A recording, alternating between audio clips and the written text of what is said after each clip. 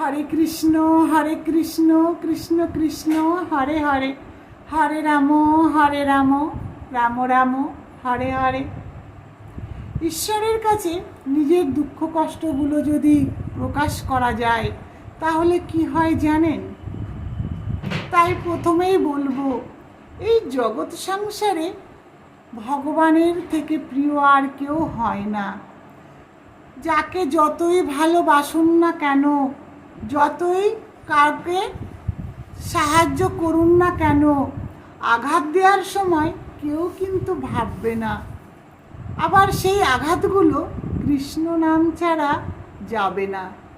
তাই বলবো, ভগবানের কাছে প্রার্থনা করুন, জীবনে যতই দুঃখ আসুক, কষ্ট আসুক, ধৈর্য দাও, যেন শত দুঃখ কষ্টের মাঝেও তোমার নাম করতে পারি।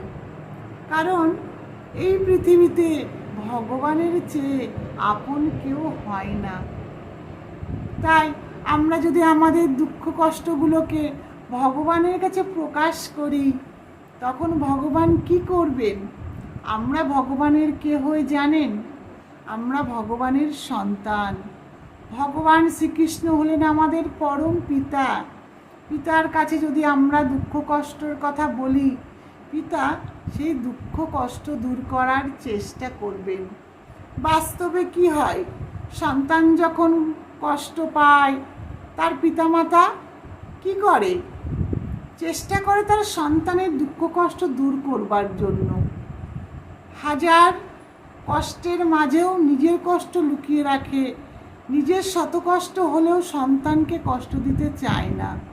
ঠিক তেমনই আমরা যদি আমাদের দুঃখ কষ্টের কথা ঈশ্বরের কাছে বলি, ভগবানের কাছে বলি, ভগবান সেই কষ্টগুলোকে দূর করে দেবে। আর আপনি যদি অন্য কাউকে, বন্ধু বলেন, বান্ধব বলেন, তারা কি করবে? শুনবে, পিছনে হাসবে, পারলে আপনাকে আরও আঘাত দেওয়ার চেষ্টা করবে। তাই বলবো, ভগবানকে ভালোবাসুন, ভগবানের কাছে নিজের মনের কথা প্রকাশ করুন। ভালোই হোক বা দুঃখেরই হোক না কেন, বলুন। যদি ভালো হয়, ভগবান সেটা খুশিতে ভরিয়ে দেবে। আর যদি সেটা কষ্টের হয়, সেই কষ্ট দূর করে দেবেন ভগবান। হরে কৃষ্ণ।